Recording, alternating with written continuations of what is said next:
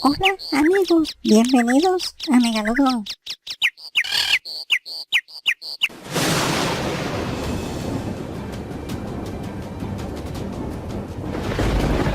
Saludos queridos amigos.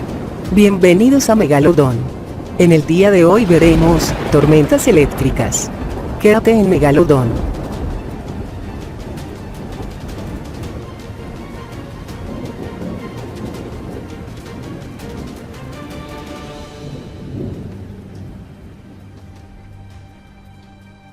Una tormenta eléctrica es un fenómeno meteorológico caracterizado por la presencia de rayos y sus efectos sonoros en la atmósfera terrestre denominados truenos. El tipo de nubes meteorológicas que caracterizan a las tormentas eléctricas son las denominadas cumulonimbos. Son las nubes grises y muy oscuras que vemos cuando se acerca una tormenta o lluvia. Las cumulonimbus son nubes de gran desarrollo vertical, el cual obedece a la rapidez del ascenso producido por el movimiento de convección.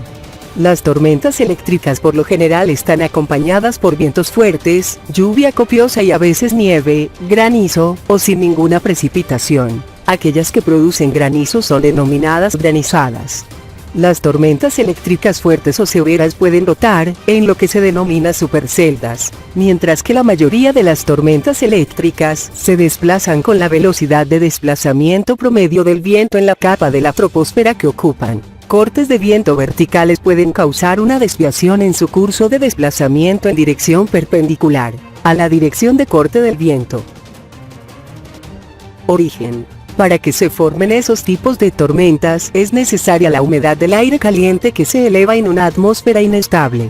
La atmósfera se vuelve inestable cuando las condiciones son tales que una burbuja de la subida del aire caliente puede seguir aumentando aún más que el aire del ambiente. El aumento de aire caliente es un mecanismo que intenta restaurar la estabilidad, incluso cuando el aire frío tiende a disminuir y finalmente desaparecen. Si el aire ascendente es lo suficientemente fuerte, el aire se enfría, adiabática, a temperaturas por debajo del punto de rocío y se condensa, liberando el calor latente, que promueve el aumento de aire y alimenta la tormenta. Aislados cúmulos se forman con gran desarrollo vertical, hasta 10.000 metros o más, alimentados por las corrientes de aire ascendente. Las tormentas pueden formarse dentro de las masas de aire de la convección del aire elevada, común en las tardes de verano, cuando se calienta la superficie. El efecto orográfico, siendo más intensa en el caso de los frentes fríos. Las tormentas más fuertes se generan cuando el aire cálido y húmedo se eleva rápidamente, con velocidades que pueden alcanzar 160 km por hora hasta altitudes más altas y más frías.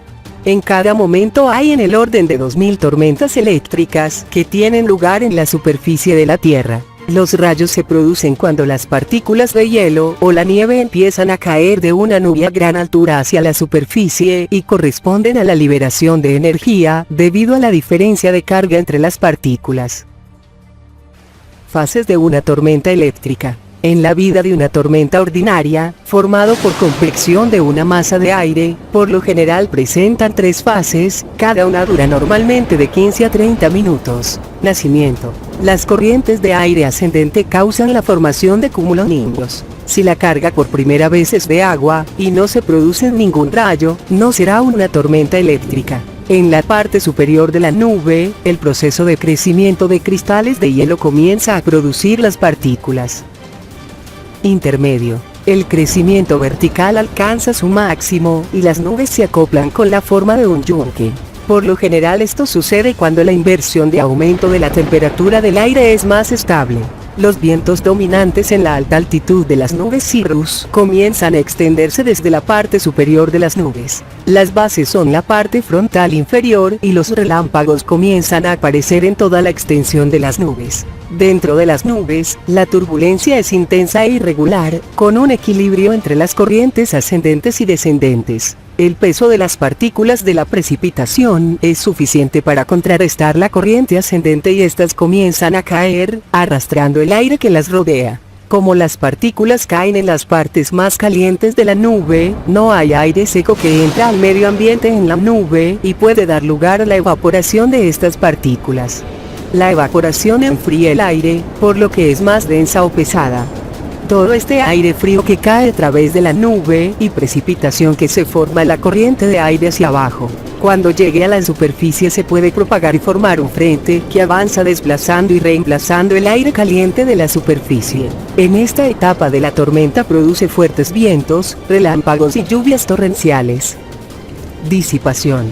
Las nubes comienzan a extenderse hacia los lados, en capas o bordes. Y los vientos descendientes de las corrientes frías son predominante. El aire frío reemplaza el aire más caliente de la superficie, frente a los movimientos al alza en la tormenta. En esta etapa, solo hay corrientes descendentes y precipitaciones débiles. Eso deja solo muchas nubes cirrus, que incluso pueden contribuir, con su sombra, a frenar el calentamiento de la superficie. Medir su distancia. Una vez que el sonido y la luz se mueve a través de la atmósfera a velocidades muy diferentes, puede estimarse la distancia de la tormenta por la diferencia de tiempo entre el relámpago, luz, y el trueno, sonido. La velocidad del sonido es de unos 332 metros por segundo, variando en función de las condiciones meteorológicas. La velocidad de la luz es tan alta, 300.000 kilómetros por segundo, que el tiempo que tarda en llegar puede ser ignorado en este enfoque. Por lo tanto, la tormenta será aproximadamente de 1 kilómetro para cada 3 segundos que pasan entre el relámpago y el trueno. Rayo. El rayo es una poderosa descarga natural de electricidad estática, producida durante una tormenta eléctrica, que genera un pulso electromagnético.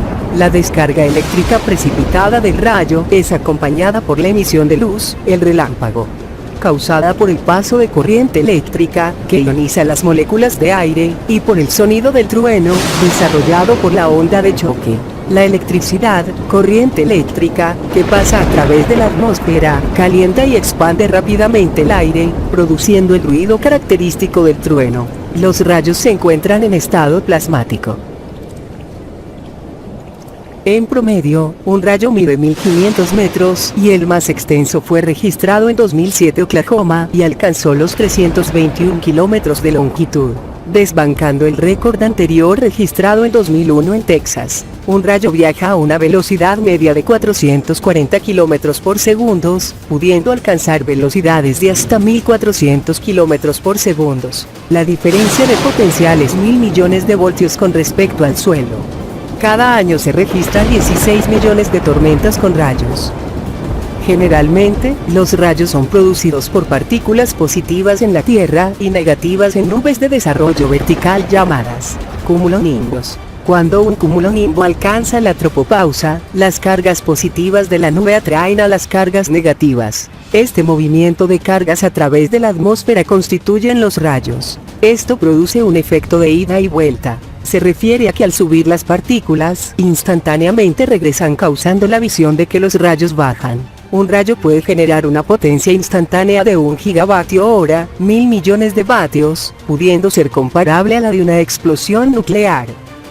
Formación del rayo. Cómo se inicia la descarga eléctrica sigue siendo un tema de debate. Los científicos han estudiado las causas fundamentales, que van desde las perturbaciones atmosféricas, viento, humedad y presión, hasta los efectos del viento solar y a la acumulación de partículas solares cargadas. Se cree que el hielo es el componente clave en el desarrollo, propiciando una separación de las cargas positivas y negativas dentro de la nube. Los rayos pueden producirse en las nubes de cenizas de erupciones volcánicas, o puede ser causado por violentos incendios forestales, que generen polvo capaz de crear carga estática.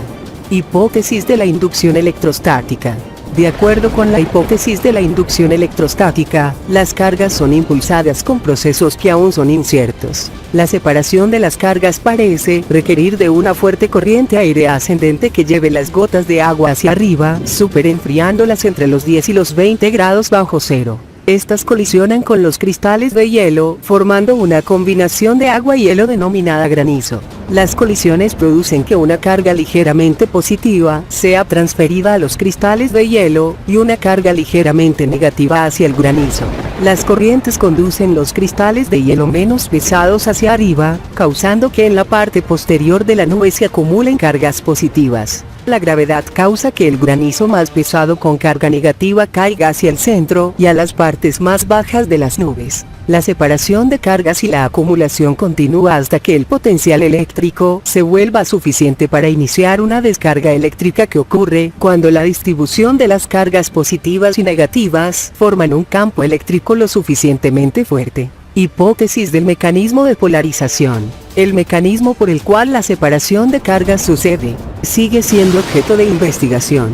Otra hipótesis es el mecanismo de polarización, que tiene dos componentes. La caída de las gotas de hielo y agua se vuelven eléctricamente polarizadas en el momento en que caen a través del campo eléctrico natural de la Tierra. Las partículas de hielo que chocan se cargan por inducción electroestática. Hay varias hipótesis adicionales que explican el origen de la separación de cargas. Esto es lo que normalmente sucede en una tormenta eléctrica y mantenemos algunos dispositivos conectados, aunque los televisores estén sin corriente. Se han presentado casos en que un impacto de rayos puede transitar por medio de la antena y llegar a la caja de entrada de la antena y recorrer varios circuitos, y algunos de ellos pueden ser quemados por alta tensión.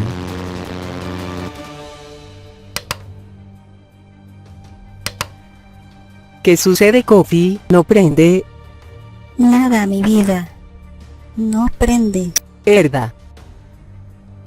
Por ese motivo siempre se recomienda en caso de tormentas eléctricas, desconectar todos los dispositivos eléctricos y electrónicos, celulares, y cualquier elemento que pueda hacer contacto con corrientes eléctricas.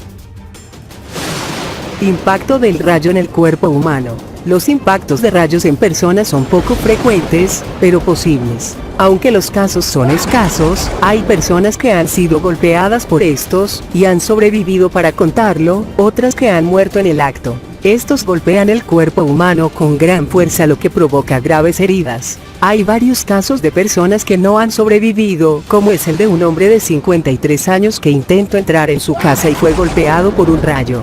Varios expertos afirman que esto te puede pasar solo una vez en la vida, ya que las probabilidades son de 1 en 700.000. Cuando una ruta principal de paso alcanza el suelo, la presencia de cargas opuestas en el suelo mejora la potencia del campo eléctrico. El campo eléctrico es más fuerte en objetos en contacto con el suelo cuyas partes más altas están cercanos a la base de la nube de tormenta, como árboles o edificios altos.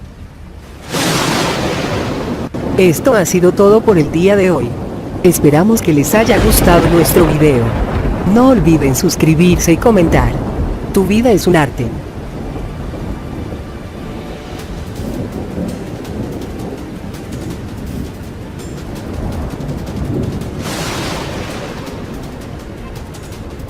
Ruta principal e impacto de retorno. En una nube de tormenta, una carga eléctrica igual pero opuesta a la carga de la base de la nube se induce en la tierra por debajo de la nube. El suelo con carga inducida sigue el movimiento de la nube manteniéndose por debajo. Si el campo eléctrico es lo suficientemente fuerte, una descarga electrostática, denominada corriente positiva, puede desarrollarse a partir de estas condiciones. Esto fue teorizado por Heinz Casimir. A medida que el campo eléctrico aumenta, la corriente positiva puede convertirse en una ruta principal más grande y caliente que la actual y finalmente llegar a la ruta principal de paso que desciende desde la nube. Es también posible que muchas corrientes se desarrollen a través de diferentes objetos simultáneamente, con solo uno haciendo contacto con el principal y formando la trayectoria de la descarga principal. Se han tomado fotografías de este proceso aun cuando ambas corrientes no estaban aún conectadas.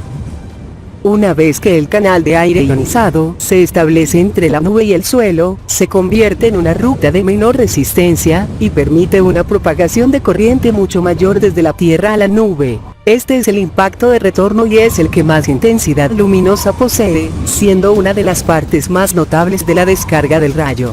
La descarga inicial bipolar, o ruta de aire ionizado, empieza con una combinación de agua con carga negativa y una región de hielo en la nube de tormenta. Los canales de descarga ionizados son conocidos como rutas principales de paso. La mayoría de estas superan los 45 metros de longitud. Las rutas principales cargadas positiva y negativamente avanzan en direcciones opuestas. Las cargadas negativamente avanzan hacia abajo en una serie de saltos rápidos, pasos. A medida que continúa el descenso, las rutas principales de paso pueden ramificarse en varios caminos. La progresión de las rutas principales de paso toma un tiempo relativamente largo en llegar al suelo, cientos de milisegundos. Esta fase inicial necesita de una relativamente pequeña corriente eléctrica, decenas o cientos de amperios, siendo esta casi invisible cuando se compara con el canal de rayos posterior. Rayo de nube a nube. Este tipo de rayos pueden producirse entre las zonas de nube que no estén en contacto con el suelo. Cuando ocurre entre dos nubes separadas, es llamado rayo internube, y cuando se produce entre zonas de diferente potencial eléctrico dentro de una sola nube, se denomina rayo intranube. El rayo intranube es el tipo que ocurre con más frecuencia. Existe un fenómeno en la naturaleza muy poco conocido, al cual se le ha dado el nombre de centella, bolas de luz o bolas de fuego. Estas son esferas luminosas tan brillantes como las lámparas fluorescentes. El tamaño de las esferas varía de algunos centímetros a varios metros de diámetro. Pueden tomar cualquier coloración, aunque el violeta y el verde son muy raros. Rayo de tierra a nube. El rayo tierra a nube es una descarga entre la Tierra y una nube, que es iniciado por un trazo inicial ascendente. Es mucho más raro que el rayo nube a tierra. Este tipo de rayo se forma cuando iones cargados negativamente se elevan desde el suelo y se encuentran con iones cargados positivamente en una nube. Entonces el rayo vuelve a tierra como trazo. Esto ha sido todo por el día de hoy. Esperamos que les haya gustado nuestro video. No olviden suscribirse y comentar. Tu vida es un arte.